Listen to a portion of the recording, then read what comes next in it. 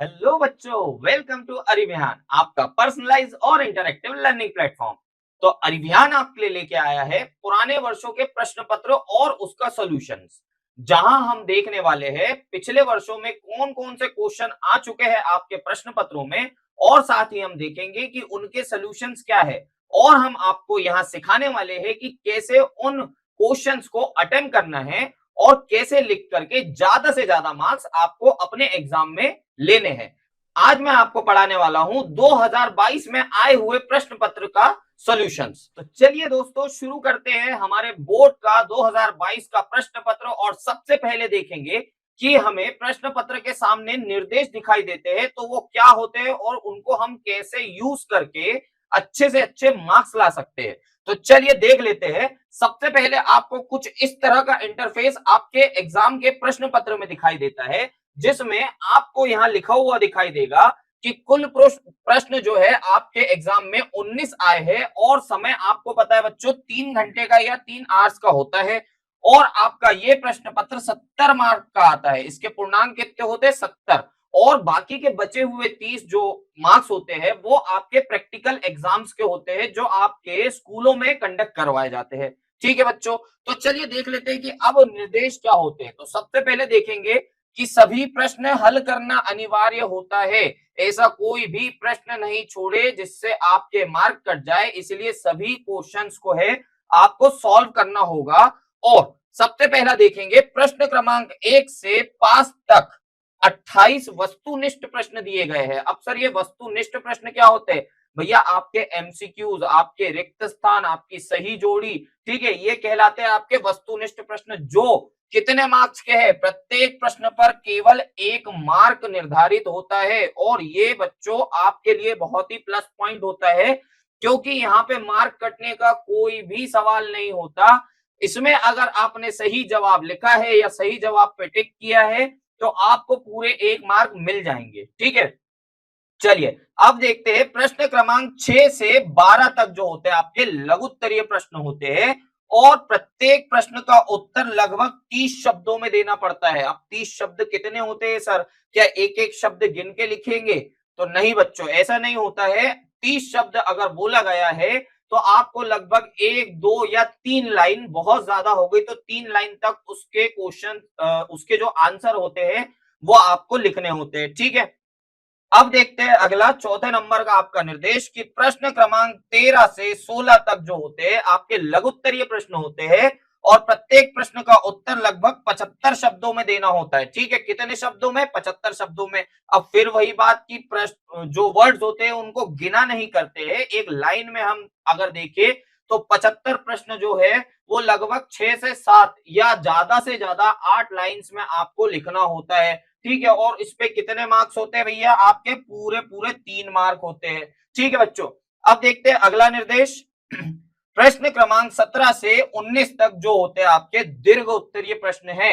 अब दीर्घ उत्तरीय मतलब लॉन्ग आंसर टाइप क्वेश्चंस, और इनमें आपको लगभग 120 शब्दों में लिखना पड़ता है आपका उत्तर। मतलब आप अगर 120 शब्दों को देखें तो मैं आपको बताऊं तो 14, 15 या 16 लाइंस आपको लिखनी है। बहुत ज्यादा मैक्स आप लिख लिए हो तो 20 लाइंस के अंदर में ही आपको इसका जवाब देना होगा। और इस पर जो है आपको पूरे 4 मार्क मिलेंगे। ठीक है, तो ये हमने देख लिया कि वस्तुनिष्ठ प्रश्नों पे 1 मार्क मिलेगा आपको। ठीक है, जबकि आपके जो अति लघु उत्तरीय प्रश्न होंगे उस पे 2 मार्क मिलेंगे। और कितनी लाइन लिखनी है? कम से कम 3 लाइन लिखनी है। ठीक है, उसके बाद आपके जो लघु उत्तरीय प्रश्न होंगे उस पे आपको मिलेंगे 3 मार्क। ठीक है, और कितने शब्दों में लिखना है इसको?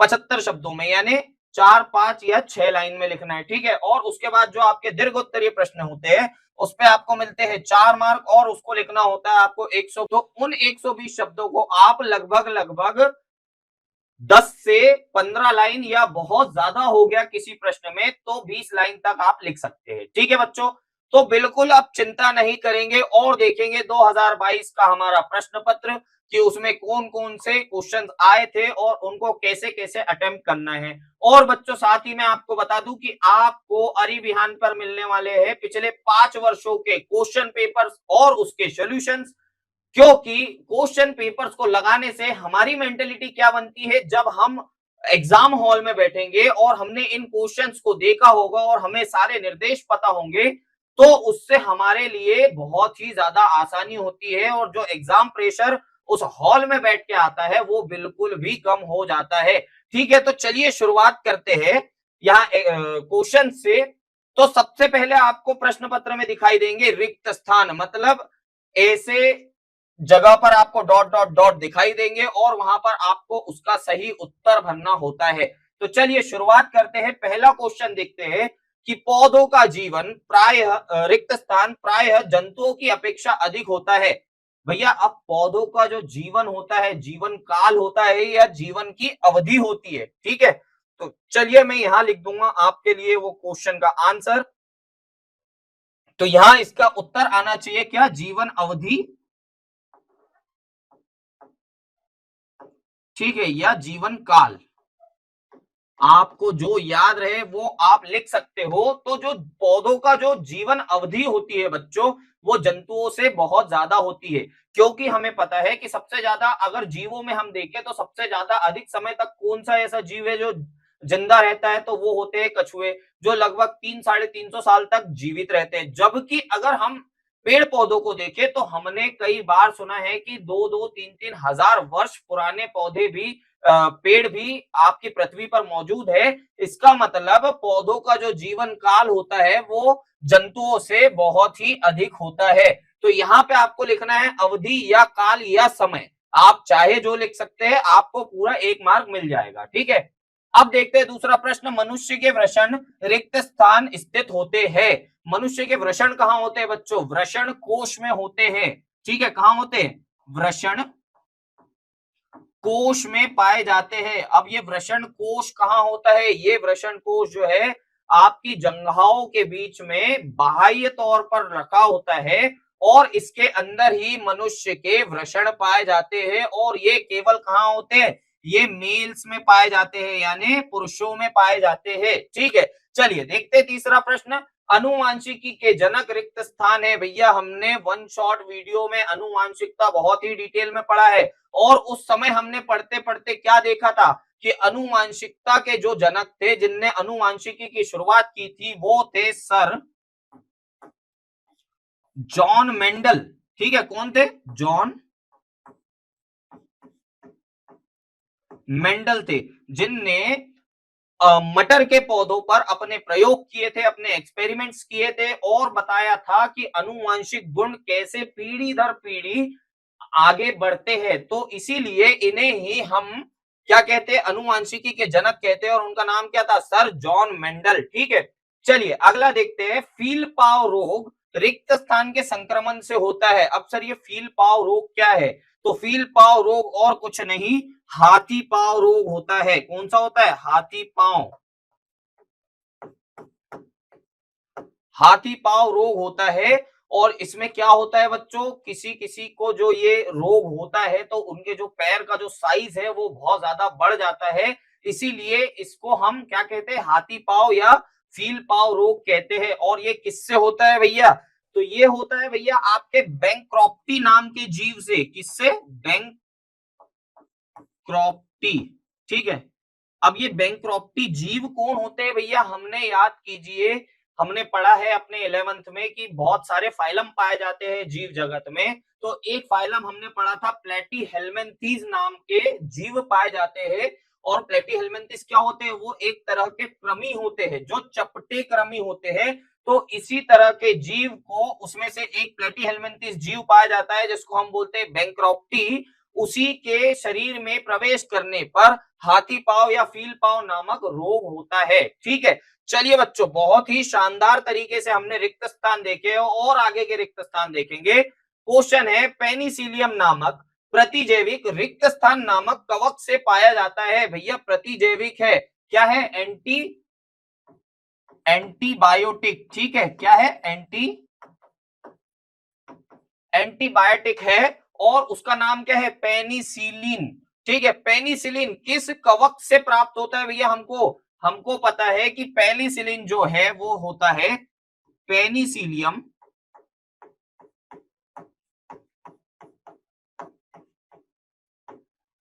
नोटेटम, नोटेटम ये एक तरह का कवक होता है जिससे एक एंटीबायोटिक बनाया जाता है और उसका नाम इसी कवक के नाम के आधार पर पेनिसिलिन रखा गया है। ठीक है, चलिए अगला देखते हैं कि स्टेम सेल रिक्त स्थान जैविक कोशिकाएं होती है। स्टेम सेल्स जो होती है भैया वो कौन सी कोशिकाएं होती है? वो होती है अविभेदित कोशिकाएं। कौन सी? अविभेदित। अविभेदित मतलब इनको विभेदित करना बहुत ही मुश्किल होता है भैया, इसलिए ये क्या होती है? स्टेम सेल्स कहलाती है या अविभेदित होती है। ठीक है, चलिए अगला क्वेश्चन देखते हैं। इंटरफेरॉन छोटे रिक्त स्थान के समूह होते हैं। इंटरफेरॉन्स क्या होते हैं भैया? आपके प्रोटीन के छोटे वाले समूह होते हैं। बहुत सारे छोटे छोटे प्रोटीन के अणु के समूह को हम क्या कहते हैं? इंटरफेरॉन कहते हैं। और ये कहाँ मिलता है? ये कहाँ बनता है? ये आपके सूक्ष्म जीव कोशिकाओं में बनता है, इसलिए इन्हें हम क्या कहते हैं? इंटरफेरॉन कहते हैं। चलिए अगले देखते हैं। और तो किसी एक ऐसे जीव का नाम लिखिए जो अमर हो। अब आपके क्वेश्चंस कौन से वाले आ गए भैया? आपके वो क्वेश्चंस आ गए जिनका उत्तर आपको एक शब्द या एक वाक्य में देना है और इस पे भी आपको मार्क मिलेंगे कितने? 1 मार्क। ठीक है, केवल एक शब्द में नाम लिखना है या पूरा एक वाक्य लिख देना है तो आपको पूरे पूरे 1 मार्क मिल जाएंगे।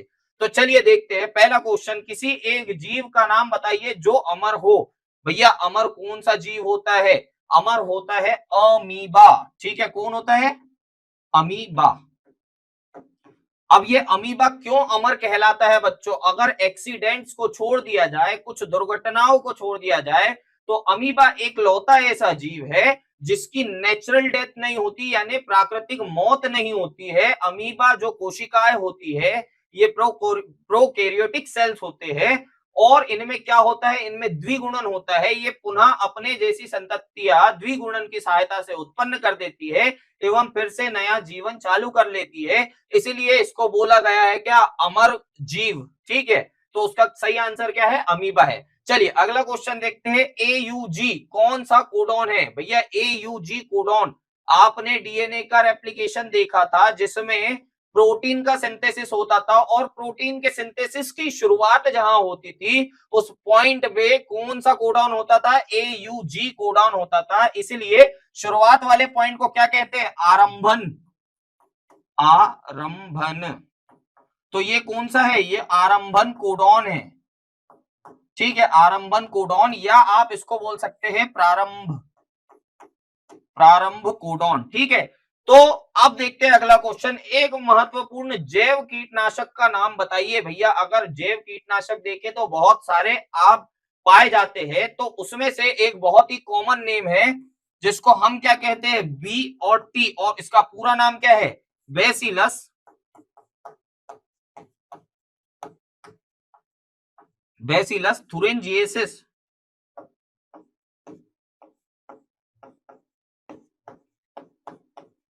ठीक है, तो ये बच्चों आपका एक बहुत ही महत्वपूर्ण कीटनाशक है जो पौधों के अंदर ही प्राप्त होता है और जिससे पौधों की जो कीटनाशक क्षमता होती है वो बढ़ जाती है।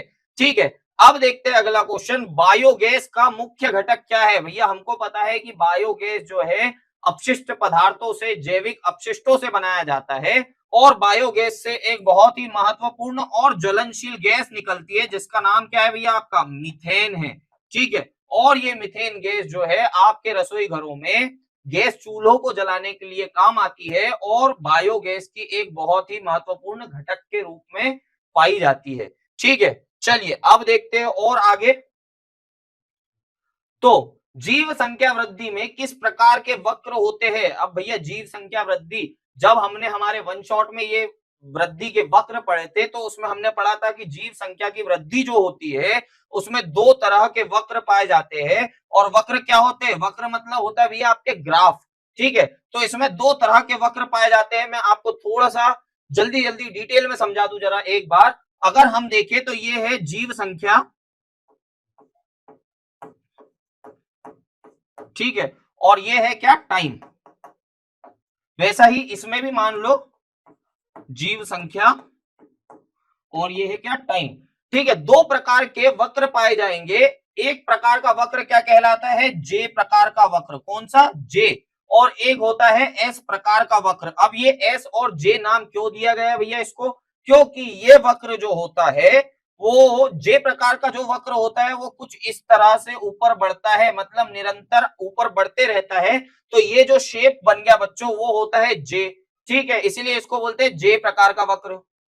अब देखते हैं दूसरे प्रकार का वक्र जिसका नाम होता है एस प्रकार का वक्र। तो ये वक्र कुछ इस प्रकार दिखाई देता है, मतलब एक समय में ये वृद्धि जो है इस समय के हिसाब से रुक जाती है।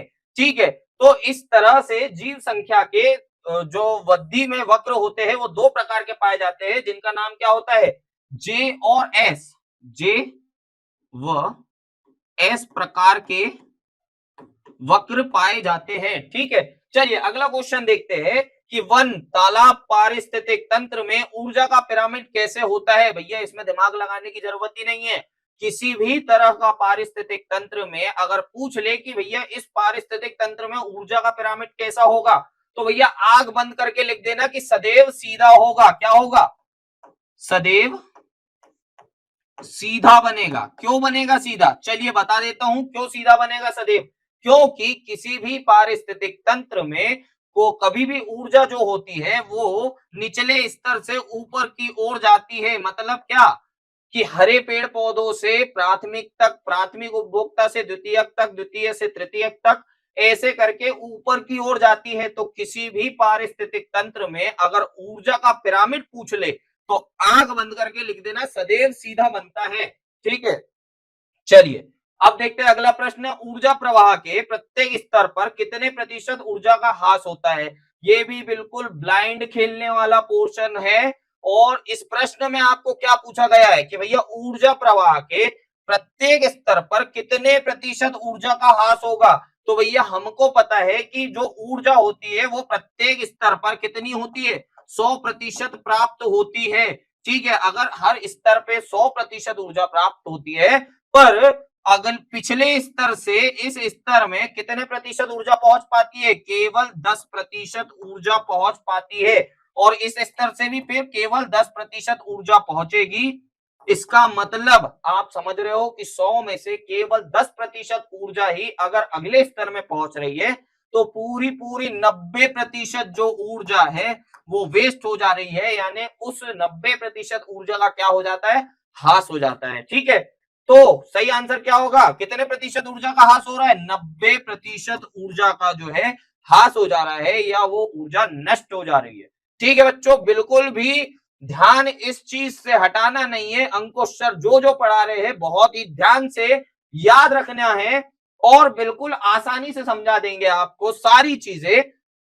चलिए आगे देख लेते हैं। अब देखते हैं भैया, सही विकल्प चुनिए। इन प्रश्नों में भी 4 ऑप्शन मिलेंगे और 1 मार्क पूरे मिल जाएंगे अगर आपने सही कर दिया तो सबसे पहला क्वेश्चन देखते हैं कि निम्नलिखित में से किसके द्वारा जीवन की निरंतरता बनी रहती है।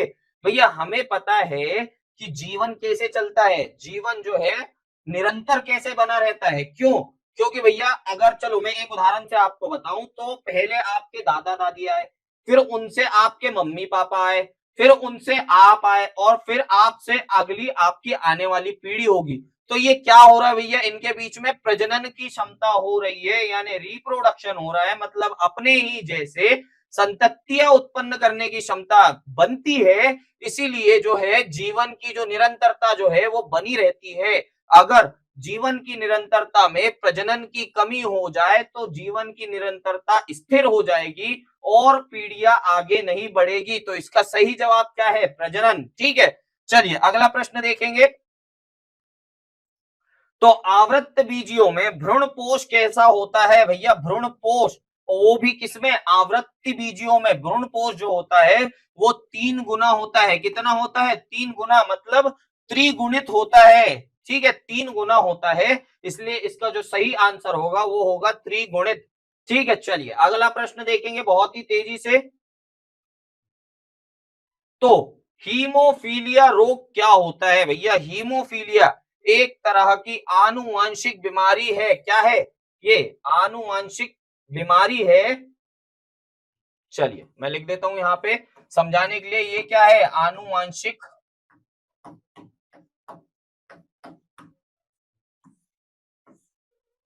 रोग है, ठीक है। और इसके अंदर क्या होता है भैया, आनुवांशिक बीमारी है हीमोफीलिया। जब हम इसका अगर इतिहास देखेंगे तो इसको रॉयल डिसीज भी कहा जाता है। क्या कहा जाता है, रॉयल डिसीज। क्यों कहा जाता है, क्योंकि ये जो महारानी थी, कौन, विक्टोरिया, महारानी विक्टोरिया के खानदान में यह फैला था पहली बार। और इसमें क्या होता है, इसमें होता है रक्त का थक्का, रक्त का थक्का न जमना। तो इसीलिए इस बीमारी का जो रोग होता है वो काय से होता है भैया, आपके एक्स सहलग्न जीन से होता है। मतलब एक्स जीन से जिसमें सहलग्नता मिलती है, उससे आपका हीमोफीलिया जो रोग होता है वो आपका होता है, ठीक है। चलिए अब देखते हैं। और अगला, डीएनए अंगुली छापन को सर्वप्रथम किसने विकसित किया था। भैया डीएनए अंगुली छापन मतलब डीएनए फिंगरप्रिंटिंग, ठीक है। क्या होता है डीएनए फिंगर प्रिंटिंग,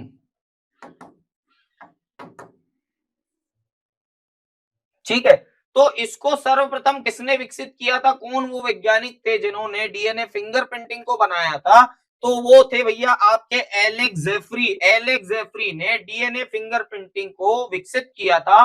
और इसमें हम क्या करते हैं, इसमें जो डीएनए के छोटे फ्रेगमेंट्स यानी छोटे टुकड़े जो मिलते हैं, उसकी कई लाख कॉपियां बना सकते हैं। ऐसी ये डीएनए फिंगर प्रिंटिंग की टेक्निक या मशीन होती है, जिसका जिसका निर्माण किसने किया था, एलेक्स जेफरी नाम के हमारे वैज्ञानिक ने किया था, ठीक है। चलिए अगला क्वेश्चन देखेंगे भैया, ऑन्कोजीन की सक्रियता से होने वाले रोग। अब ऑन्कोजीन की सक्रियता से आपका एक रोग होता है, वो होता है क्या, कैंसर। क्योंकि इस कैंसर की जो सेल्स होती है, उन सेल्स को क्या कहा जाता है, ऑन्को सेल्स।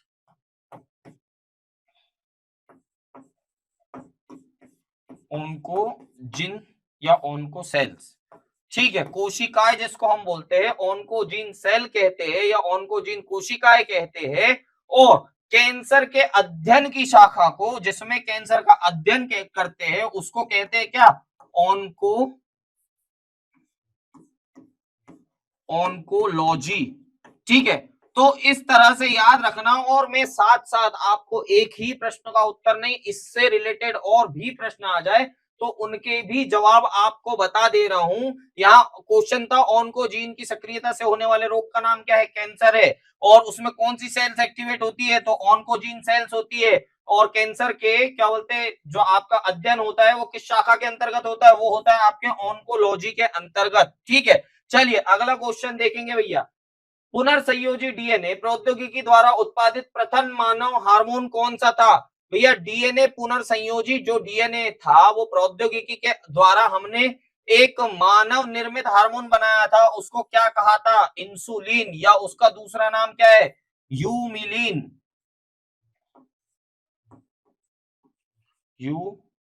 यूमिलिन क्यों बोलते हैं इसको ह्यूमिलिन, क्योंकि ये बनाया गया था बाय ह्यूमंस, ठीक है, मतलब इंसानों द्वारा, इसीलिए इसको इंसुलिन या ह्यूमिलिन कहते हैं, ठीक है बच्चों। बिल्कुल कंफ्यूज नहीं होना है। अगर यहाँ इंसुलिन के बदले ह्यूमिलिन आ जाता तो भी इसका जवाब सेम ही होता, ठीक है। चलिए अगला प्रश्न देखेंगे भैया बहुत ही तेजी के साथ में, निम्न में से कौन से जीव जीवन में केवल एक बार लैंगिक जनन करते हैं। और उस जीव का नाम है, उस पेड़ का नाम है यूकेलिप्टस का पौधा। यूकेलिप्टस का पौधा अपनी जिंदगी में केवल एक ही बार लैंगिक प्रजनन द्वारा रिप्रोडक्शन की विधि को करता है, ठीक है। चलिए अगला प्रश्न देखेंगे बहुत ही तेजी के साथ, क्योंकि हमें इस वन शॉट में सारी चीजें समझनी है। अब आ गया है आपका सही जोड़ी बनाइए वाला क्वेश्चन, जिसमें आपको अखंड में दिए हुए जो प्रश्न है, या उनको हम बोल सकते हैं जो अखंड में दिए हुए जो वर्ड्स है उनको ब खंड से सुमेलित करना है या उसकी जोड़ी बनाना है, और आपको इसके मार्क्स मिल जाएंगे, ठीक है। तो चलिए भैया देख लेते हैं अब मुकुलन। मुकुलन मतलब क्या होता है, बडिंग, ठीक है। क्या होता है, बडिंग। और ये किसमें होती है आपकी, ये बडिंग जो है आपकी मुकुलन जो है वो किसमें होता है, यहाँ क्या देखेंगे, ओविलिया, हाइड्रिया, पारजीन लिंग संलग्न रोग, अमीबियासिस, प्रतिरोगाणु पदार्थ, पुरुष बंदीकरण, अनुवांशिक विकार। तो भैया मुकुलन से रिलेटेड वर्ड क्या दिख रहा है आपको, हाइड्रा, क्योंकि हाइड्रा में ही मुकुलन होता है या बडिंग होती है। ठीक है, अब देखते हैं वेसेक्टोमी। वेसेक्टोमी क्या होता है, वेसेक्टोमी आपने एक नाम सुना होगा, पुरुष नसबंदी जो अस्पतालों में करवाई जाती है, उस टेक्निक को क्या कहते हैं भैया, वेसेक्टोमी। तो यहाँ पे क्या दिख रहा है आपको, पुरुष बांदीकरण, तो ये होगा इसका सही सुमेलन या सही जोड़ी। ठीक है, अब देखते हैं भैया वर्णांधता। वर्णांधता क्या होती है, ऐसे लोग जिनकी कलर पहचानने की क्षमता नहीं होती है, यानी वो क्या होते हैं, वो होते हैं कलर ब्लाइंड। उसको शुद्ध हिंदी में क्या कहा जाता है, वर्णांधता कहा जाता है।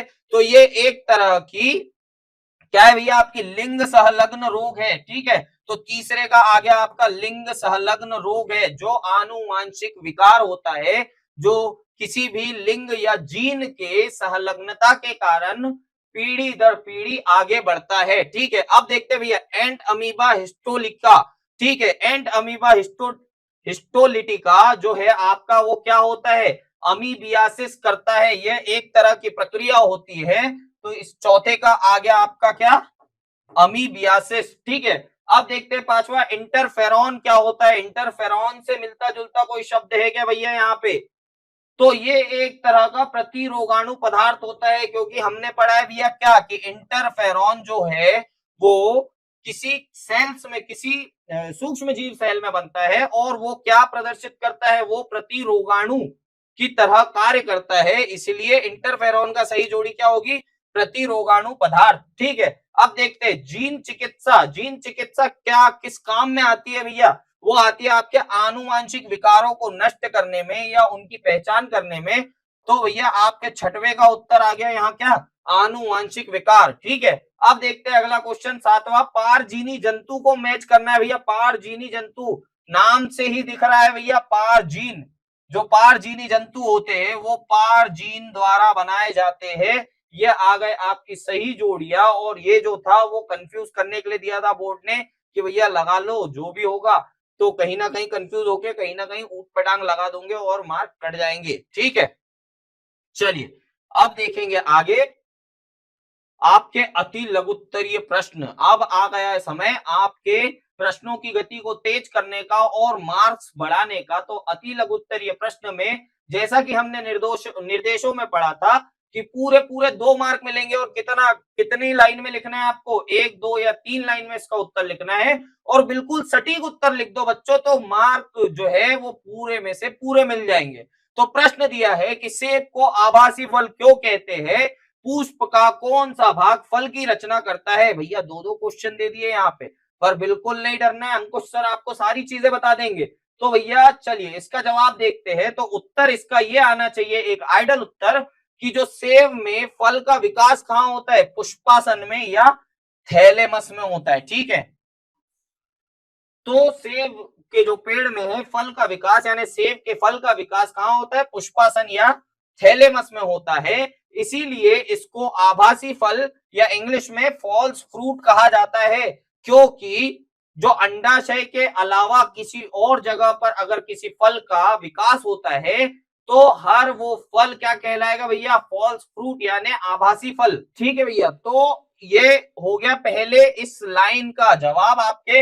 अब देखते हैं दूसरे का कि पुष्प का कौन सा भाग फल की रचना करता है। तो पुष्प में फल की रचना कहाँ होती है, पुष्प के निषेचित अंडाशय या ओवरी से होती है। ठीक है, तो भैया ये हो गया आपको, और इसमें पूरे पूरे आपको 2 मार्क मिल जाएंगे। ये एक आपका आइडल आंसर हो गया इस क्वेश्चन का। ठीक है, चलिए अगला प्रश्न देखते हैं कि परागकण भित्ति की रचना में टेपिटम की भूमिका की व्याख्या कीजिए। भैया टेपिटम आखिर परागकण में करता क्या है, तो इसका सही आंसर क्या होगा कि परागकण भित्ति की रचना, जो परागकण भित्ति की रचना में जो टेपिटम होता है वो विकासशील परागकणों को पोषण प्रदान करता है। ठीक है, और क्या करता है साथ में, यह हार्मोन और एंजाइम को भी स्रावित करता है, सिक्रीट करता है। ठीक है, तो भैया इसका हो गया ये सही आंसर। चलिए बच्चों बिल्कुल फटाफट देखना है, क्योंकि इसको हमें बहुत टाइम ना लेते हुए एक आइडल आंसर और आंसर लिखने की टेक्निक कि भैया जो सवाल पूछा गया है सीधा सीधा उसका जवाब दे दो, ठीक है, और आपने पूरे मार्क ले लो। चलो भैया अब देखते हैं अगला। तो भैया यहां दिखाई दे रहा है कि GIFT मतलब गिफ्ट का पूरा नाम क्या है, तो पूरा नाम लिख देंगे भैया। इस गिफ्ट का या GIFT का पूरा नाम है गैमेट इंफ्रा फेलोपियन ट्यूब। तो यहाँ G for gamete, I for infra, उसके बाद में फेलोपियन का F और ट्रांसफर का T। जो बच्चों क्या होता है आपके गैमेट के अंदर में जो इंट्राफेलोपियन ट्यूब होती है उसके ट्रांसफर के लिए किया जाने वाली एक तकनीक का नाम है, जिसको शॉर्ट में क्या कहते हैं भैया, गिफ्ट टेक्निक कहते हैं या GIFT कहते हैं। ठीक है, चलिए बहुत ही शानदार तरीके से अगला प्रश्न देखेंगे। और अगला प्रश्न फिर उसी की तरह जिफ्ट क्या होता है, ZIFT। तो चलिए जिफ्ट का भी पूरा नाम देख लेते हैं।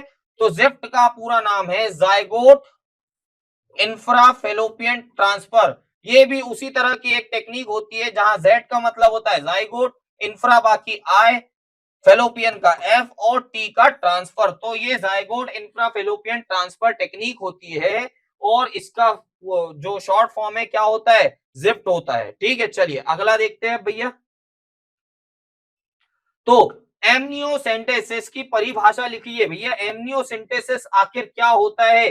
तो हम आपको बता दें कि इम्नियोसेंटेसिस ये कई बार पूछा गया प्रश्न है और यह गर्भधारण के समय की जाने वाली एक टेक्निक का नाम है जिसमें क्या किया जाता है, चलिए देख लेते हैं कि इम्नियोसेंटेसिस भ्रूण परीक्षण की एक तकनीक है जिसमें सर्जिकल सुई के द्वारा मादा के गर्भाशय से एमनियोटिक द्रव को शरीर से बाहर निकाला जाता है और एमनियोटिक द्रव में उपस्थित फोएटस कोशा को संवर्धित किया जाता है और इसका गुणसूत्रीय परीक्षण करके डाउन सिंड्रोम, फिलोडेल्फिया सिंड्रोम एवं एडवर्ड सिंड्रोम नाम के आनुवांशिक बीमारियों का पता लगाया जाता है। तो भैया क्या है ये है कि यह एक भ्रूण परीक्षण के समय की जाने वाली टेक्निक है जिसमें मादा के जो गर्भ में एक इंजेक्शन डाली जाती है और वहां से इंजेक्शन से जो आपके गर्भ के अंदर पाए जाने वाला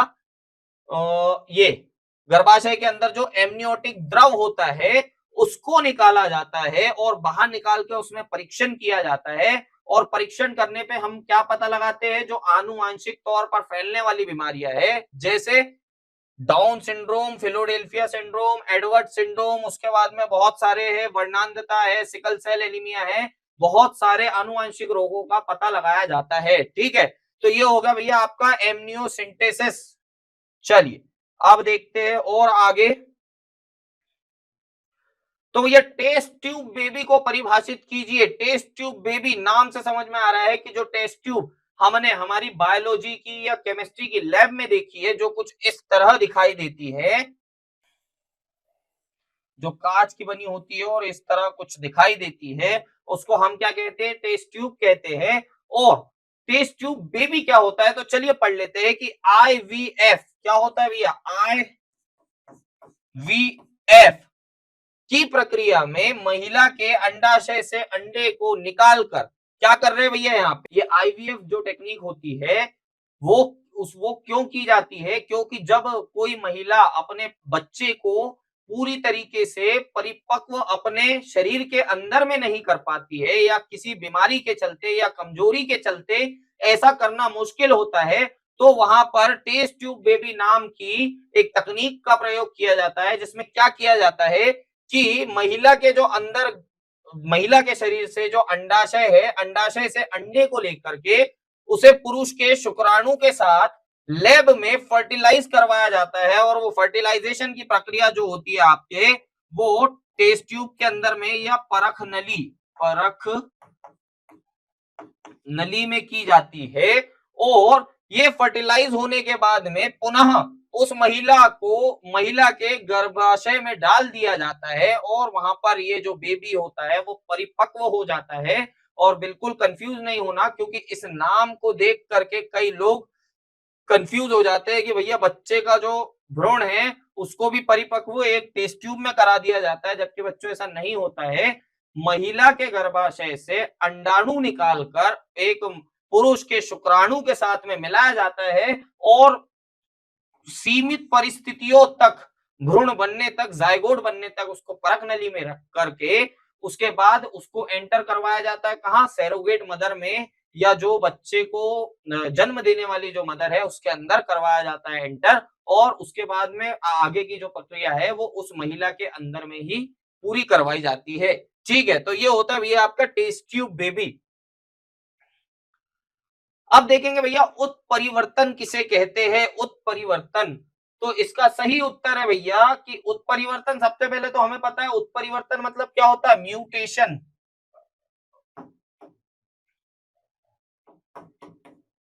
ठीक है, म्यूटेशन क्या होता है कि सजीवों के आनुवांशिक पदार्थ में, आनुवांशिक पदार्थ कौन कौन से होते हैं, आरएनए और डीएनए।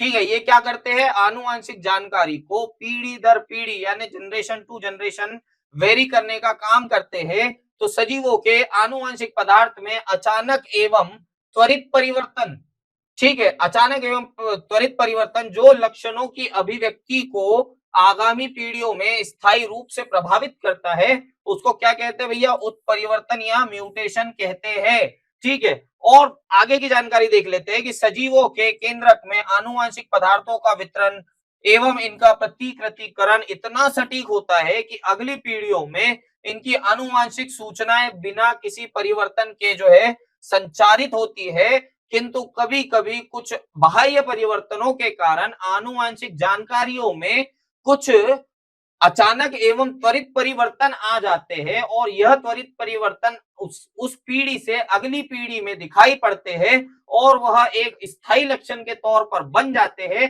तो उस चीज को हम क्या कहते हैं भैया, उत्परिवर्तन या म्यूटेशन कहते हैं। ठीक है,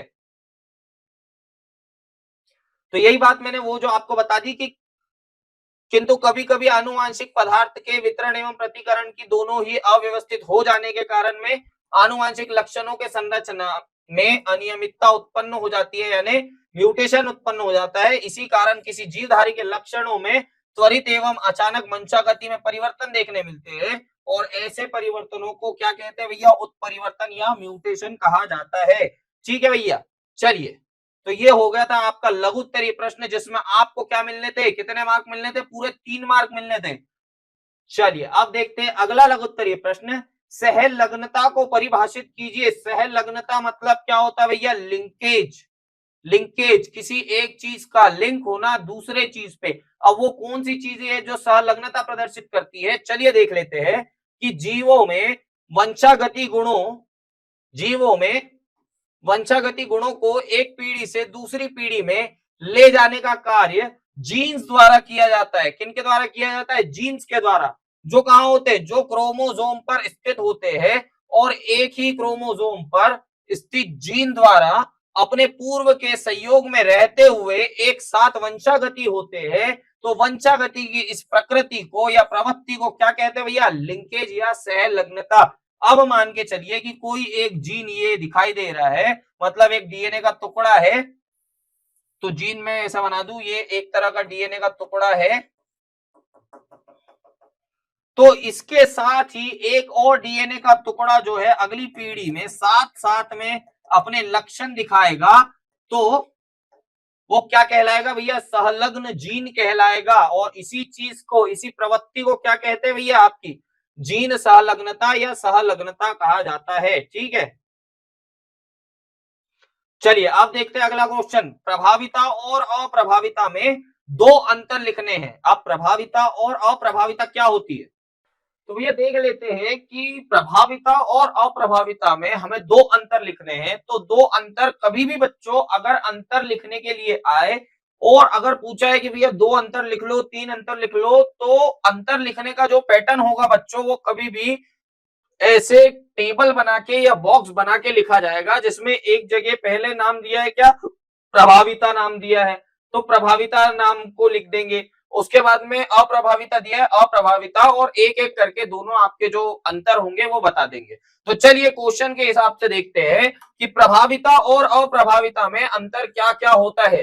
तो देखते हैं, सबसे पहला अंतर, वह विशेषक या अलील जो विषम युग्मजीय अवस्था में भी अभिव्यक्त हो जाते हैं, प्रभावी विशेषक या क्या कहलाते हैं, ट्रेट अलील कहलाते हैं, तथा घटना प्रभाविता कहलाती है। ठीक है, अब यहाँ आखिर बात किन की चल रही है, प्रभावी गुणों की और अप्रभावी गुणों की बात कर रहे हैं। जो अलील्स, अलील्स क्या होते हैं, विषम युग्मजी। ठीक है, विषम युग्मजी जो प्रभावी विशेषता दर्शाते हैं और इस तरह की जो घटना होती है उसको क्या कहते हैं भैया, प्रभाविता कहते हैं। जबकि अप्रभाविता क्या होती है, नाम से समझ में आएगा कि वह विशेषक जो विषम युग्मजी अवस्था में भी अभिव्यक्त नहीं होते, मतलब अपने लक्षण नहीं दिखाते हैं, अप्रभावी विशेषक या अलील कहलाते हैं, तथा इस तरह की घटना को क्या कहते हैं भैया, अप्रभाविता कहते हैं। चलिए अगला देख लेते हैं इसका एक और अंतर। प्रभाविता का कारण इसके जीन या अलील द्वारा पूर्ण रूप से कार्यशील एंजाइम का उत्पादन करता है, जबकि अप्रभाविता की स्थिति जीन में हुए परिवर्तन के फलस्वरूप अकार्यशील एंजाइम निर्माण के कारण बनती है। मतलब इसमें जो एक्टिवेटेड या कार्यशील एंजाइम बनेगा और इसमें क्या होगा, अकार्यशील या अनएक्टिवेट एंजाइम बनता है। तो ये आपके प्रभाविता और अप्रभाविता गुणों के दो अंतर हमने यहाँ देख लिए हैं। ठीक है, चलिए अब देखते हैं अगला प्रश्न, एक और लघु उत्तरीय कि जीनोटाइप व फिनोटाइप में अंतर लिखिए। अब जीनोटाइप और फिनोटाइप, फिर अंतर लिखने की बात आई है। तो जैसा अंकुश सर ने बताया कि टेबल बनाना है, अंतर लिखने हैं एक एक करके आमने सामने। ठीक है, अब देखते चलिए जीनोटाइप और फिनोटाइप आखिर क्या होते हैं। तो जीनोटाइप जीव की वंशानुगत जानकारी डीएनए में जीन के रूप में होती है और जीवन भर एक समान रहती है। जीनोटाइप में क्या बोल रहे हैं कि किसी भी जीव के अंदर जो उसकी वंशानुगत जानकारी होती है, जो उसके पीढ़ी दर पीढ़ी में जो लक्षण दिखाई देते हैं, वो जो जानकारी होती है वो डीएनए में जीन के रूप में होती है और यह जीवन भर क्या होती है, एक जैसी रहती है, मतलब बदली नहीं जा सकती है, ये एक बार परमानेंट बनती है। ठीक है, जबकि फिनोटाइप में किसी जीव के जो लक्षण दिखाई देते हैं उन्हें क्या कहते हैं भैया, उन्हें क्या कहते हैं, फिनोटाइप कहते हैं। ठीक है, ये जो होते हैं ये अंदर मतलब इनकी डीएनए की जानकारी में होते हैं और ये जो बाहरी लक्षण दिखाई देते हैं वो कहलाते हैं आपके फिनोटाइप। ठीक है, अब जीनोटाइप में क्या देखते हैं, दूसरा अंतर, जीनोटाइप माता और पिता से संतानों को जो है विरासत में मिलते हैं। मतलब दादा दादी से माता पिता में, माता पिता से आप में, आप से आने वाली अगली पीढ़ी में ये जो जीनोटाइप लक्षण है वो चलते रहते हैं। जबकि फिनोटाइप जो है माता पिता से विरासत में नहीं मिलते हैं, ये बाह्य परिवर्तनों के कारण होते हैं और इसे क्या कहते हैं, फिनोटाइप कहते हैं। अगर मैं सादी भाषा में बोलूं तो आंतरिक जो गुण होते हैं, जो आंतरिक लक्षण जो विरासत टू विरासत कैरी करते हैं, जो जनरेशन टू जनरेशन आते हैं, वो कहलाते हैं जीनोटाइप। जबकि जो बाह्य लक्षण होते हैं जो पीढ़ी दर पीढ़ी नहीं चलते, वो क्या कहलाते हैं, फिनोटाइप कहलाते हैं। ठीक है, चलिए भैया अब देख लेते हैं और आगे प्रश्न, लघु उत्तरीय का एक और सवाल, दो प्रतिजैविकों के नाम लिखिए। अब यहाँ नाम लिखने के लिए बोला है, केवल दो प्रतिजैविकों का नाम लिखने के लिए बोला है, पर मैं आपको समझाने आया हूं तो हम ये भी समझेंगे कि आखिर प्रतिजैविक या एंटीबायोटिक, प्रतिजैविक को क्या बोलते भैया, एंटीबायोटिक। ठीक है, तो ये वे ड्रग होते हैं जिनका प्रयोग सूक्ष्म जीवों जैसे क्या, जीवाणु, विषाणु यानी वायरस, कवक आदि के द्वारा उत्पन्न रोगों के निवारण के लिए किया जाता है। तो इनको क्या कहते हैं, सूक्ष्म जैविक या प्रतिजैविक या प्रति सूक्ष्म जैविक, या इसको इंग्लिश में क्या कहते हैं भैया, एंटीबायोटिक कहते हैं। और हमको क्वेश्चन क्या लिखा है, दो प्रतिजैविकों के नाम। तो दो प्रतिजैविकों के नाम क्या है भैया, एक है आपका पेनिसिलिन, जिसको कहां से बनाया जाता है, पेनिसिलियम नोटेटम नाम के कवक के लिए बनाया जाता है, कवक से बनाया जाता है। और क्या है, इरिथ्रोमाइसिन, इरिथ्रोमाइसिन भी एक तरह के विषाणु कोशिका के अंदर से बनाया जाता है। तो ये है आपके दो प्रतिजैविक या एंटीबायोटिक के नाम। ठीक है, चलिए अगला देखते हैं। तो एड्स व एचआईवी का पूरा नाम लिखना है भैया, कई बार ये क्वेश्चन पूछा गया है और ये जो शॉर्ट फॉर्म है इनके पूरे नाम पूछ लिए जाते हैं और ये लघु उत्तरीय प्रश्न में आया है अगर आप इसका सही जवाब दे दोगे तो आपको कितने मार्क्स मिलेंगे? पूरे पूरे भैया आपको 3 मार्क मिल जाएंगे, और बहुत बड़े मार्क होते हैं भैया 3 मार्क। ठीक है, तो चलिए देख लेते हैं। तो एड्स का पूरा नाम देखते हैं। एड्स क्या है? एड्स एक बीमारी है जिसका पूरा नाम क्या है? Acquired immune deficiency syndrome. इसका नाम क्या है? Acquired immune deficiency syndrome. मतलब ये क्या करता है? ये बॉडी के अंदर में जो इम्यून सिस्टम है, क्या है? इम्यून सिस्टम जो होता है उसको डेफिशिएंट करता है, मतलब कमजोर करता है, या इम्यून पावर जो होती है उसको कम करता है। और यह किस वायरस के कारण होता है? उसका नाम होता है HIV, जिसको क्या बोलते हैं? Human immuno deficiency virus. मतलब क्या भैया? ह्यूमन इम्यूनो डेफिशिएंसी, मतलब ह्यूमन के अंदर की जो इम्यून डेफिशिएंसी है उसको कम करने का काम ये वायरस करता है, और उससे जो बीमारी होती है उसको क्या कहते हैं? एड्स, यानी एक्वायर्ड इम्यूनो डेफिशिएंसी सिंड्रोम। तो ये हो गया आपके एड्स और HIV के पूरे नाम। ठीक है, चलिए अब देखते हैं और अगला। तो औषधि व्यसन क्या है? औषधीय व्यसन क्या होता है? व्यसन मतलब क्या होता है भैया आपका? व्यसन मतलब नशा या एडिक्शन। तो क्या होता है ये आखिर औषधीय व्यसन? तो शारीरिक तथा, तो भैया यहां लिखा है शारीरिक तथा मानसिक रूप से नशीली दवाओं एवं नशीले पदार्थों पर निर्भरता क्या कहलाती है आपकी? व्यसन या औषधीय व्यसन। इसको क्या बोलते हैं भैया? एडिक्शन भी कहते हैं। और जब व्यक्ति तीव्र इच्छा शक्ति के अभाव में, मतलब जिसके अंदर में इच्छा शक्ति की कमी हो जाती है, जिसकी इच्छा शक्ति कमजोर हो जाती है, तो वो व्यक्ति क्या करता है? लगातार इसका सेवन करता है, और एक समय में ऐसा आता है कि वह इस व्यसन को, इस औषधीय व्यसन को चाहकर भी नहीं छोड़ पाता। इसी स्थिति को क्या कहते हैं? व्यसन कहते हैं, या क्या कहते हैं? एडिक्शन कहते हैं। ठीक है, क्या कहते हैं? एडिक्शन कहते हैं। चलिए, है ना? तो अब इसके कारण क्या है आखिर ये देख लेते हैं। तो आखिर इसके कारण क्या होते हैं औषधीय व्यसन के? कि जो उत्सुकता होती है, ठीक है, एंजाइटी उत्सुकता होती है, उत्तेजना एवं अपूर्व आनंद की प्राप्ति होती है नशा करके। उसके बाद में अधिक कार्य क्षमता की इच्छा होती है। लोगों को लगता है कि भैया मैं अगर थोड़ा कुछ नशा कर लूं तो मेरी कार्य क्षमता है जो बढ़ जाएगी। उसके बाद कल्पना लोक की सैर, मतलब नशा करके लोग पता नहीं किस माहौल में चले जाते हैं। उसके बाद सामाजिक दबाव, भैया सामाजिक दबाव, दोस्तों का दबाव, मित्रों का दबाव कि यार ये तो तुम करते नहीं हो तो लेना पड़ेगा, इस टाइप का। ठीक है, उसके बाद में निराशाओं और चिंता से छुटकारा। लोगों को ये लगता है कि अगर मैं नशा करूंगा किसी तरह से तो जो मेरी चिंताएं है, जो मेरी निराशा है, जो मेरा डिप्रेशन है वो खत्म होगा। और पारिवारिक इतिहास, अगर पारिवारिक इतिहास में अगर उनके घरों में ये सेम चीज चलती आ रही है तो देखा सीखी में भी व्यक्ति सीखता है नशा करना। उसके बाद में व्यापारिक प्रचार एवं असामाजिक तत्व।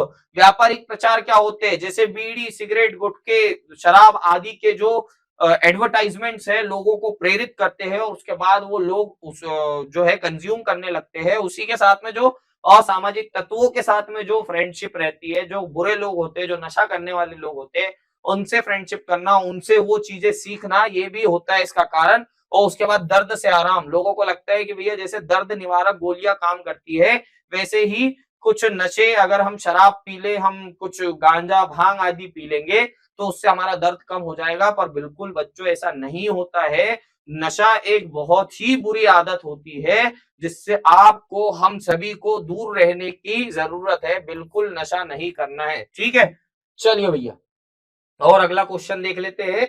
GMO किसे कहते हैं? ये क्वेश्चन आ चुका है आपके दीर्घ उत्तरीय प्रश्नों में। अब दीर्घ उत्तरीय प्रश्नों की सीरीज चालू हो गई है, और आपको मैंने बताया था कि दीर्घ उत्तरीय प्रश्नों में आपको कितने मार्क्स मिलेंगे भैया?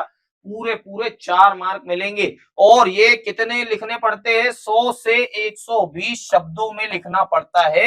मतलब मान के चलिए लगभग लगभग 15-16, या हद हो गई तो 20 लाइंस में लिखना है। और पूरे पूरे आपको क्या है? 4 मार्क मिल जाएंगे। तो सबसे पहले देखते हैं भैया कि GMO क्या होता है। तो यहां GMO का मतलब होता है क्या? Genetically modified organisms. ठीक है, जेनेटिकली मॉडिफाइड ऑर्गेनिज्म, मतलब इसको अगर हिंदी में बोलूं तो आनुवांशिक रूपांतरित जीव। ठीक है, जेनेटिक मतलब यहाँ जी, ठीक है, मॉडिफाइड मतलब एम, और ऑर्गेनिज्म का ओ। तो इसको क्या कहते हैं? जेनेटिकली मॉडिफाइड ऑर्गेनिज्म, यानी आनुवांशिक रूपांतरित जीव। ऐसे जीव जिनके आनुवांशिक जो पदार्थ होते हैं उनके अंदर में ऐच्छिक जीनों को मिलाकर या ऐच्छिक पदार्थों को मिलाकर एक नई तरीके की किसी भी जीव की जाति को बनाना, या उसके शरीर में ऐसे परिवर्तन लाना जो आगे फ्यूचर में बहुत काम के होने वाले हैं, ऐसी चीजों को या ऐसे जीवों को क्या कहते हैं? जीएमओ मतलब जेनेटिकली मॉडिफाइड ऑर्गेनिज्म या आनुवंशिक रूपांतरित जीव कहते हैं। ठीक है, चलिए देख लेते हैं इसको कि कैसे होता है ये। जब कोई जीव अपने जीन चेंजेस के को बदलकर विकसित किया जाता है तो उसे आनुवांशिक रूप से संशोधित जीव कहा जाता है। और इसके उदाहरण देखेंगे भैया, क्या?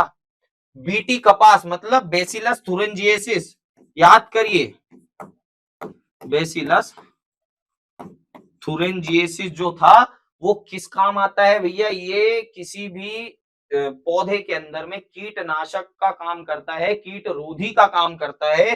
तो बेसिलस कपास बनाया गया, उसके बाद में बीटी का टमाटर बनाया गया, उसके बाद में आजीविका गाय बनाया गया, और चूहा इत्यादि जो जीव है वो जीएमओ कहलाते हैं, जेनेटिकली मॉडिफाइड ऑर्गेनिजम्स कहलाते हैं, जो कहीं ना कहीं शारीरिक तौर पर ऐसे मॉडिफिकेशन किए जाते हैं, पर इनके मॉडिफिकेशन का जो क्षेत्र होता है इनके आनुवंशिक पदार्थों में किया जाता है, उसके बाद इनके जो लक्षण होते हैं वो दिखाई पड़ते हैं।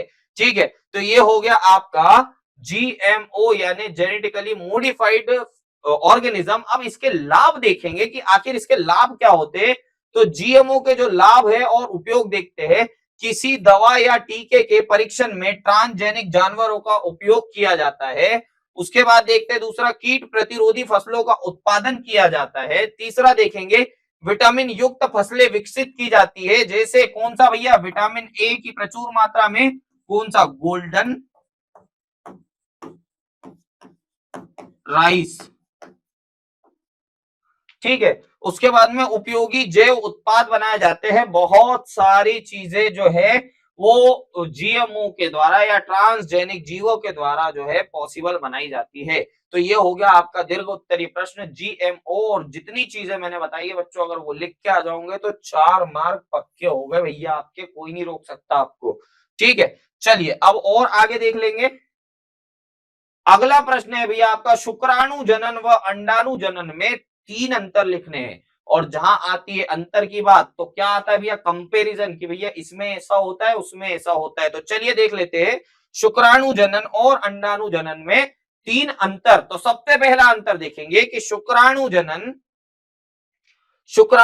कहां होता है? वृषण में होता है। भैया शुक्राणु जनन मेल गैमेट्स के अंदर होता है, और मेल गैमेट्स कौन सा होता है भैया? वृषण होता है।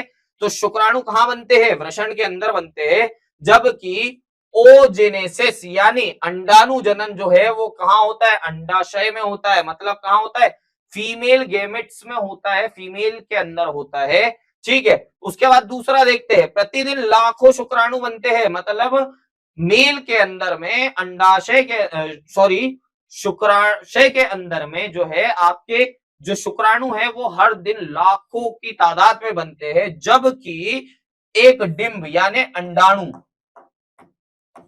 ठीक है, अंडाणु को डिंब भी कहा जाता है, तो अंडाणु प्रति माह में एक बार उत्पन्न होता है। मतलब जो मेंस्ट्रुअल साइकिल होती है उसके बाद में 28 से 30 दिनों के अंदर में क्या होता है? ये परिपक्व होता है और एक अंडाणु बनता है। क्या बनता है? एक अंडाणु बनता है। ठीक है, तो ये हो गया आपके 2 अंतर। और उसके बाद में देखते हैं एक अगला और अंतर कि भैया जो है शुक्राणु जनन प्रतिदिन होता है, जबकि और ओजेनेसिस यानी अंडाणु जनन प्रति माह एक बार होता है, लगभग 28 से 30 दिनों के भीतर। कितने? 28 से 30 दिनों के भीतर। उसको क्या कहते हैं भैया? मेंस्ट्रुअल साइकिल कहते हैं। ठीक है, उसके बाद में चौथा एक और मैं आपको बता देता हूं, जो याद हो जाए वो लिख देना, पर 3 लिखने के लिए बोला, अगर 4 लिख दोगे भैया तो फिर काट ही नहीं सकते मार्क। ठीक है, तो शुक्राणु जनन में 4 अगुणित शुक्राणु बनते हैं। ठीक है, क्या होता है भैया? शुक्राणु जनन के अंदर में 4 अगुणित शुक्राणु बनते हैं, जबकि एक डिंब में यानी अंडाणु में क्या है, 2 ध्रुवीय शरीर के oogenesis से बनते हैं, मतलब अंडाणु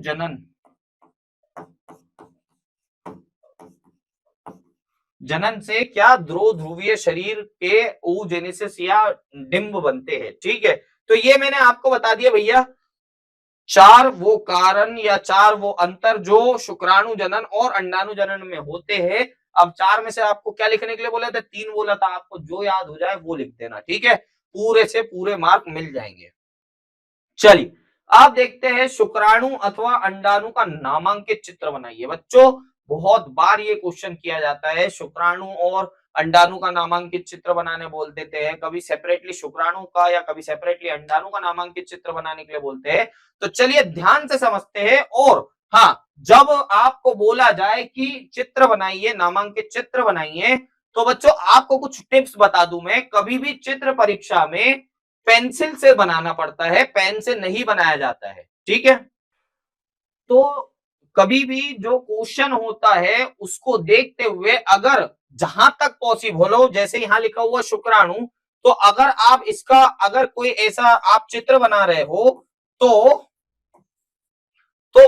ज्यादा पॉसिबिलिटी ये करिए कि राइट के तरफ में उसका नॉमेनक्लेचर कीजिए। मतलब अगर कुछ नाम लिखना है आपको XYZ या XYZ, ठीक है, तो उसका जो नाम है वो किसी एक साइड में लिखिए, वो अच्छा भी लगता है दिखने के लिए और आपको उसमें ज्यादा मार्क्स मिलने की संभावना होती है। तो चलिए देख लेते हैं शुक्राणु और अंडाणु का नामांकित चित्र। ठीक है, चलिए भैया, तो ये आ गया है आपका शुक्राणु और अंडाणु का नामांकित चित्र। मैंने थोड़ा सा कलर के साथ में आपको समझाने के लिए ये कलर वाले चित्र यहां रखे हैं, पर आपको पेंसिल से ही बहुत ही साफ सुथरा चित्र बनाना है और एक एक नाम लिखना है। ठीक है, तो भैया यहाँ पे सबसे पहले देखते हैं हम क्या, अंडाणु का नामांकित माफ कीजिएगा, शुक्राणु का नामांकित चित्र।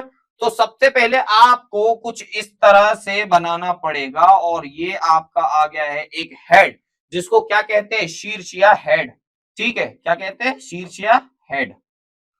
ठीक है, और ये क्या होता है, इस शीर्ष के अंदर में एक पिंडक होता है, जिस पिंडक को क्या कहा जाता है, अग्र पिंडक कहा जाता है। ठीक है, और इस हेड के अंदर में ही शुक्राणु का नाभिक या केंद्रक पाया जाता है, जिसको क्या कहते हैं भैया, नाभिक कहते हैं। और इसी के नीचे एक संरचना बनी होती है, जिसको क्या कहते हैं, तार केंद्रक ग्रीवा कहते हैं। ठीक है, उसके बाद में एक कॉलर सेक्शन चालू होता है। इस चीज को हम क्या, कॉलर सेक्शन या मध्य खंड कहते हैं। जो मध्य में स्थित होता है उसे क्या कहते हैं, मध्य खंड कहते हैं। और उसके बाद एक पूछनुमा संरचना बनाना है आपको। इस पूछनुमा संरचना को हम क्या कहते हैं भैया, पूछ ही कहते हैं, या हम क्या कहते हैं, इसको टेल कहते हैं। ठीक है, और पूछ के अंत में एक डॉट बना के लिख देना है यहाँ क्या, अक्षीय धागा। ठीक है, अक्षीय धागा कहा जाता है। तो ये बन गया है आपका काय का चित्र, शुक्राणु का चित्र, शुक्राणु या स्पर्म का चित्र बन गया है। अब देखते हैं अंडाणु का चित्र। तो अंडाणु का चित्र कुछ इस तरह दिखाई देता है, जिसकी संरचना गोलाकार होती है भैया, क्या होती है, गोलाकार होती है। और ये गोल गोल संरचना होती है आपकी अंडाणु की। ठीक है, तो इसको लिख देता हूं मैं, अंडाणु। ठीक है, तो इसके अंदर में क्या पाया जाता है, अंडाणु के अंदर में पूरे सेल में, जो हमने जैसे सेल बनाने की जो शुरुआत करी थी और सेल में देखा था कौन कौन से ऑर्गेनिजम्स पाए जाते हैं, उसी की तरह यहाँ पे एक द्रव भरा होता है। इस द्रव को क्या कहते हैं, कोशिका द्रव। ठीक है, उसके साथ में इसके अंदर में नाभिक पाया जाता है या केंद्रक पाया जाता है, उसको हम नाभिक कहते हैं। और नाभिक के अंदर ये जो संरचना दिखाई दे रही है उसको हमने क्या कहा है, केंद्रक कहा है। क्या कहा है, केंद्रक। ठीक है, उसके बाद में क्यूटिकल्स पाए जाते हैं। ये जो छोटे छोटे दिखाई दे रहे हैं आपको, वो क्या है, क्यूटिकल्स या कॉन्टिकल्स कहते हैं। और इसकी बाहरी लेयर में एक चीज पाई जाती है, जिसको हम क्या कहते हैं, जेली कोट या जोना पेलुसिडा कहते हैं। और इस तरह आपका बन जाता है क्या, शुक्राणु और अंडाणु का एक नामांकित चित्र बन जाता है। ठीक है बच्चों, बहुत ही ध्यान से आपने देखा कि शुक्राणु और अंडाणु का नामांकित चित्र कैसा होता है। चलिए अब देख लेते हैं और आगे के क्वेश्चंस। तो ये क्वेश्चन आ गया भैया, अनुलेखन की परिभाषा लिखिए। अनुलेखन क्या होता है? अनुलेखन, ठीक है, चलिए देख लेते हैं एक बार कि अनुलेखन आखिर होता क्या है और ये कहां होता है। तो उत्तर लिखना है, प्रोटीन के निर्माण के लिए डीएनए पर विशिष्ट अनुक्रम यानी स्पेसिफिक सीक्वेंस पाए जाते हैं और प्रोटीन के निर्माण के लिए आरएनए की आवश्यकता होती है। क्या होता है भैया? प्रोटीन के निर्माण के लिए डीएनए पर स्पेसिफिक सीक्वेंस या विशिष्ट अनुक्रम पाए जाते हैं। और किनके विशिष्ट अनुक्रम पाए जाते हैं? बेस पेयर्स के विशिष्ट अनुक्रम पाए जाते हैं। डीएनए में कौन से बेस पेयर होते हैं? एडेनिन, ग्वानिन, थायमिन और साइटोसिन के बेस पेयर्स पाए जाते हैं और उसके भी विशिष्ट यानी स्पेसिफिक सीक्वेंस पाए जाते हैं और प्रोटीन के निर्माण के लिए आरएनए की आवश्यकता होती है। ठीक है, तो डीएनए को टेम्पलेट यानी छापे के रूप में, किसके रूप में? छापे के रूप में उपयोग करके आरएनए का निर्माण करवाना होता है। तो इस प्रक्रिया को क्या कहते हैं भैया? ट्रांसक्रिप्शन या अनुलेखन कहते हैं। क्या होती है अनुलेखन की प्रक्रिया? डीएनए के टेम्पलेट के रूप में उपयोग करके आरएनए का संश्लेषण करना क्या कहलाता है आपका? ट्रांसक्रिप्शन या अनुलेखन कहलाता है। क्या कहलाता है आपका? ट्रांसक्रिप्शन या अनुलेखन। ठीक है, तो डीएनए से आनुवांशिक सूचनाओं का आरएनए में स्थानांतरण अनुलेखन या ट्रांसक्रिप्शन कहलाता है। और अनुलेखन जो होता है उसकी प्रक्रिया कहां होती है? आपके कोशिका के, किसी भी कोशिका के केंद्रक के अंदर होती है। किसके अंदर होती है?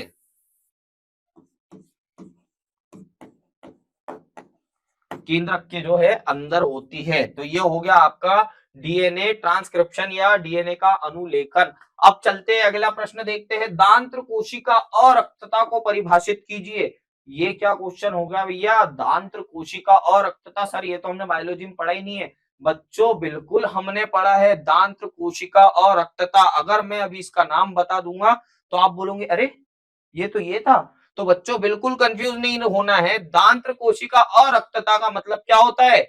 Sickle cell anaemia. ठीक है, क्या होता है? सिकल सेल एनीमिया या सिकल सेल रोग, जिसको एससीडी भी कहा जाता है, या क्या कहते हैं? सिकल सेल रक्ताल्पता, या और एक नाम क्या कहते हैं?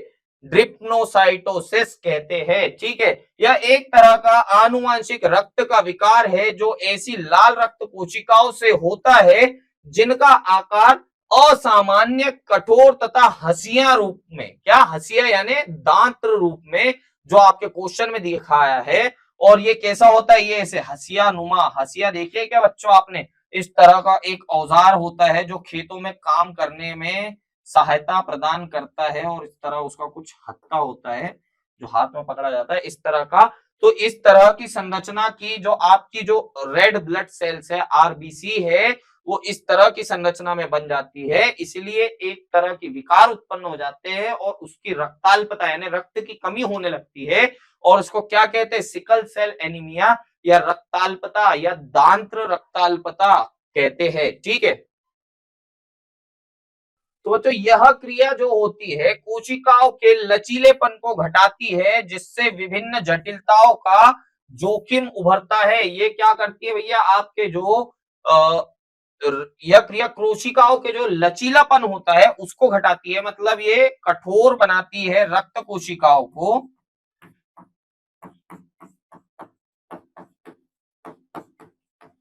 जिससे क्या होता है? बहुत सारी जटिलता आती है और जोखिम उभरता है। तो ये होगा भैया आपका क्या? दांत कोशिका अरक्तता यानी सिकल सेल एनीमिया। अब चलिए अगला प्रश्न देखते हैं, प्रतिजन के 3 लक्षण। अब प्रतिजन क्या होता है? प्रतिजन होता है एंटीजन। ठीक है, प्रति मतलब एंटी और जन मतलब तो जन ही होता है। तो एंटीजन के 3 लक्षण बताने हैं हमें। तो ये ऐसे पदार्थ होते हैं जो प्रतिरक्षा प्रतिक्रिया को उत्तेजित करते हैं, मतलब प्रतिरक्षा तंत्र को उत्तेजित करते हैं। और एक पदार्थ जो एक विशिष्ट प्रतिरक्षा प्रतिक्रिया को प्रेरित करता है उसको क्या कहते हैं? एंटीजन कहते हैं या एंटी प्रतिजन कहते हैं। ठीक है, इसे इम्यूनो जेन भी कहा जाता है। एंटीजन बैक्टीरिया, वायरस, कवक हो सकते हैं जो संक्रमण और बीमारी का कारण बनते हैं। वे पदार्थ भी हो सकते हैं जिन्हें क्या कहते हैं, एलर्जी कहा जाता है। और इसी एलर्जी से बचाने का काम कौन करते हैं भैया, आपके प्रतिजन के करते हैं, प्रतिजन करते हैं। और इसको क्या करते हैं, एलर्जी की जो है प्रतिक्रिया लाते हैं। मतलब जैसे ही अगर किसी को धूल से एलर्जी होती है तो प्रतिजन का काम क्या होता है, जैसी धूल उसके नाक के थ्रू अंदर जाएगी उसको छींक आना चालू होगी, जिससे जो धूल है वो बाहर, जो धूल के कण है वो बाहर फेंक दिए जाएंगे। तो ये जो प्रतिक्रिया है वो कौन करवाता है, वो करवाता है आपका प्रतिजन, आपके शरीर में एंटीजन करवाता है। ठीक है, तो ये हो गया आपके प्रतिजन। और देख लेते हैं कि सामान्य एलर्जी में, जैसा मैंने अभी आपको उदाहरण बताया कि सामान्य एलर्जी में धूल, परागकण, जानवरों की पतरी, मधुमक्खी के डंक या कुछ खाद्य पदार्थ शामिल होते हैं। संक्रामक बीमारी से बचने के लिए प्रतिरक्षा प्रणाली को बैक्टीरिया उत्पाद, कवक, परजीवी और वायरस को प्रतिरक्षा के रूप में पहचानने में सक्षम होते हैं। वो कौन होते हैं, वो होते हैं आपके एंटीजन। ठीक है, कौन होते हैं आपके एंटीजन या प्रतिजन होते हैं। तो ये हो गया आपका दीर्घोत्तरीय का सवाल उत्तर, जिसका नाम है प्रतिजन के 3 लक्षण बताइए। चलिए देखते हैं अब अगला क्वेश्चन। प्रतिजैविक के 3 लक्षण बताने हैं। प्रतिजन के तो हमने बता दिए, अब बताने हैं प्रतिजैविक के यानी एंटीबायोटिक्स। ठीक है, चलिए देख लेते हैं एंटीबायोटिक क्या होते हैं आखिर। प्रतिजैविक या एंटीबायोटिक्स महत्वपूर्ण औषधियां होती है और कई एंटीबायोटिक्स बैक्टीरिया से होने वाले संक्रमण को यानी जीवाणु संक्रमण का सफलतापूर्वक इलाज करती है। ठीक है, एंटीबायोटिक्स बीमारी को फैलने से रोक सकते हैं और एंटीबायोटिक्स गंभीर रोग की जटिलताओं को भी कम कर सकते हैं। मतलब एंटीबायोटिक क्या होते हैं, कुछ ऐसी बीमारियां होती है जो विषाणु, वायरस, इन चीजों से फैलती है, उनसे रोकथाम करने का काम करते हैं। वो इस तरह की प्रतिजैविक गोलियां या एंटीबायोटिक गोलियां, दवाइयां या और लिक्विड्स बना दिए जाते हैं जो उन बीमारियों से हमारे शरीर की प्रतिरक्षा यानी सुरक्षा करते हैं। तो ये क्या कहलाते हैं, आपके प्रतिजैविक। ठीक है, या एंटीबायोटिक्स कहलाते हैं। ठीक है बच्चों, अब प्रतिजैविक के 3 लक्षण बताने थे भैया। हमने तो पहले प्रतिजैविक की जो है आपको क्या बताई, आपको उसकी परिभाषा बताई। अब प्रतिजैविक के 3 लक्षण बताने हैं। तो 3 लक्षण क्या है, प्रतिजैविक के 3 लक्षण निम्नलिखित है। पहला क्या है, प्रतिजैविक का प्रथम लक्षण इसका तुरंत कार्य करने में कारगर होना। ये तुरंत ही पेट में या शरीर में जा करके एक्टिव हो जाता है और जो इसके विरोधी बैक्टीरिया और वायरसेस है उनको मारने का काम शुरू कर देता है। ठीक है, दूसरा क्या है, प्रतिजैविक या एंटीबायोटिक्स का दूसरा लक्षण है कि मनुष्य के आहार नाल वाले उपयोगी जीवों को हानि नहीं पहुंचाता। भैया ये इस तरह की दवाइयां होती है जो आपके शरीर के अंदर में पाए जाने वाले, आपकी आहार नाल में पाए जाने वाले जो गुड बैक्टीरियाज होते हैं उनको बिल्कुल हानि नहीं पहुंचाता। ये उन्हीं बैक्टीरियाज पे काम करता है जो आपके लिए बैड बैक्टीरिया होते हैं। ठीक है, तीसरा देखेंगे, प्रतिजैविक मानव शरीर पर किसी तरह का हानिकारक प्रभाव नहीं डालते। क्या होता है भैया आपका, हानिकारक प्रभाव नहीं डालते हैं। तो इसका मतलब आप समझ गए कि बच्चों प्रतिजैविक के 3 लक्षण कौन कौन से होते हैं। चलिए तो अगला क्वेश्चन देखते हैं कि डीएनए का वाटसन एवं क्रिक मॉडल का नामांकित चित्र सहित समझाइए।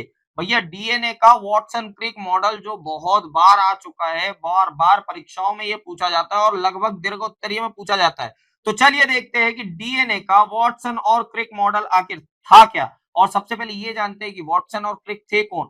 वाटसन और क्रिक इन 2 वैज्ञानिकों का नाम है जिन्होंने डीएनए का एक डबल हेलिकल मॉडल दिया था और उस डबल हेलिकल मॉडल का ही चित्र आपको नामांकित चित्र बनाना है। और नामांकित चित्र बनाने का आपको रूल पता है ना बच्चों, क्या कि पेंसिल से बनाना है, साफ सुथरा बनाना है और पूरी कोशिश करनी है कि किसी एक साइड में उसका नाम, जैसे इस चित्र में बना हुआ है, इस चित्र में इस साइड में कोई नाम नहीं है, इस चित्र में सारे नाम जो है इसी साइड में दिखाई दे रहे हैं।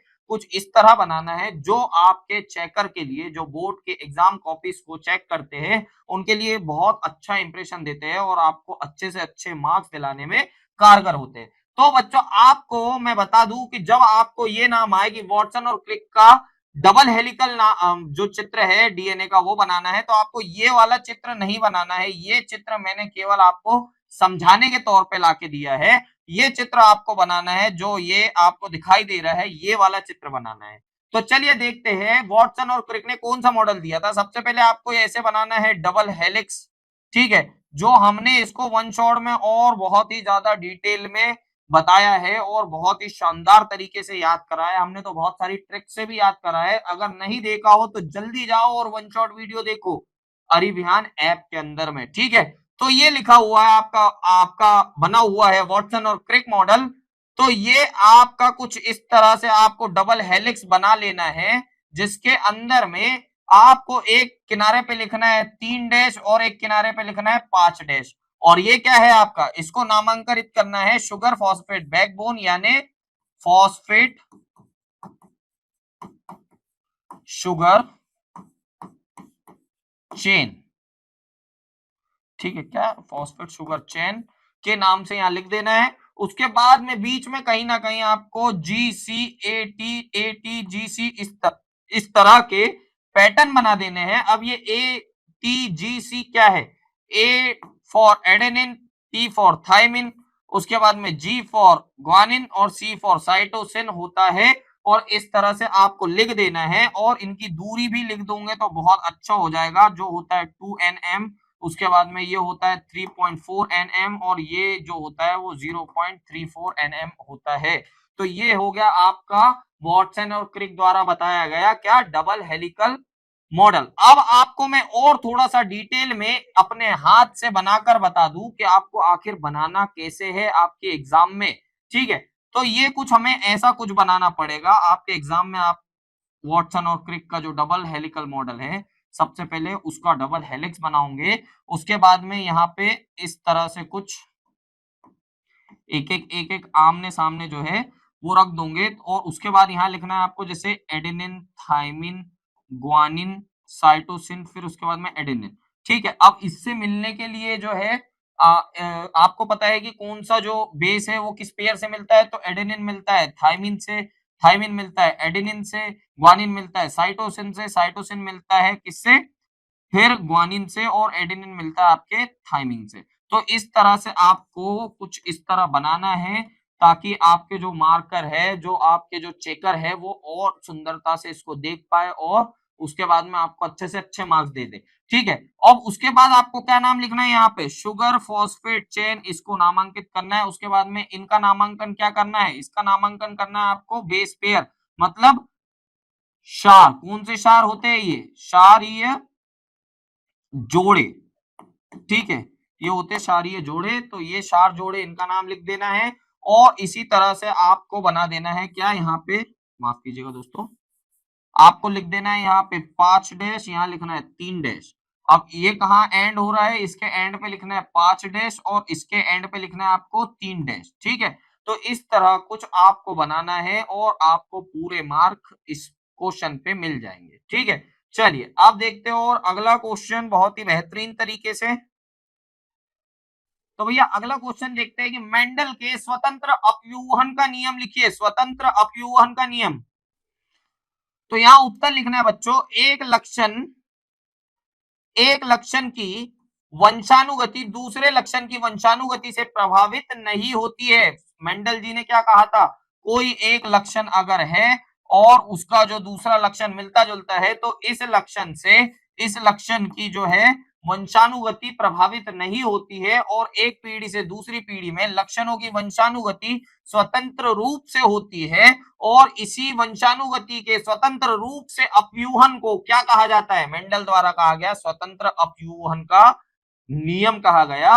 और देख लेते हैं इसमें क्या लिखना है हमें। तो ये लिखना है भैया कि जब मेंडल ने गोल व पीले बीज, मतलब गोल को क्या बोला था, आर आर नाम दिया था और पीले को वाई वाई नाम दिया था, और झुर्रीदार व हरे बीज जिनको small r y small y नाम दिया था, और उन पौधों के मध्य संकरण करवाया या क्रॉस करवाया, तो प्रथम पीढ़ी में सभी पौधे गोल व पीले बीज वाले निकले। अब ये कैसे हुआ, गोल व पीले बीज पहला लक्षण था जो आर आर वाई वाई, मतलब आर बड़ा स्मॉल आर फिर वाई बड़ा स्मॉल वाई वाले प्राप्त हुए। जबकि प्रथम पीढ़ी से प्राप्त पौधों के मध्य अगर परागन हुआ तो द्वितीय पीढ़ी में 4 प्रकार के संयोजन प्राप्त हुए थे। इसका मतलब उन्होंने बताया था कि जो भी लक्षण प्रभावी पीढ़ी में पहली पीढ़ी से, माफ कीजिएगा, जनरेशन 1 से जनरेशन 2 में जाएंगे तो प्रभावी लक्षण जो होंगे वो स्वतंत्रता पूर्वक प्राप्त होंगे। और इसी नियम को मेंडल ने क्या कहा था? स्वतंत्र अपव्यूहन का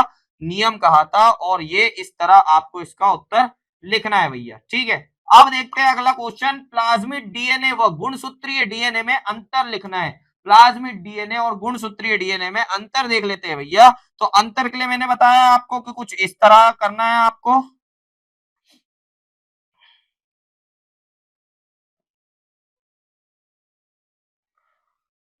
तो ये आपको कुछ इस तरह अंतर लिखना है। सबसे पहले आपको टेबल बनानी है, उसके बाद इधर गुणसूत्रीय डीएनए, उधर प्लाज्मिड डीएनए। चलिए देखते हैं अंतर। गुणसूत्रीय डीएनए ये प्रोकैरियोटिक और यूकैरियोटिक दोनों कोशिकाओं में पाया जाता है, जबकि प्लाज्मिक डीएनए प्रोकैरियोटिक्स में पाया जाता है। गुणसूत्रीय डीएनए में देखेंगे ये आकार में भिन्न होता है, प्रोकैरियोटिक में गोलाकार, यूकैरियोटिक्स में रैखिक आकार में पाया जाता है।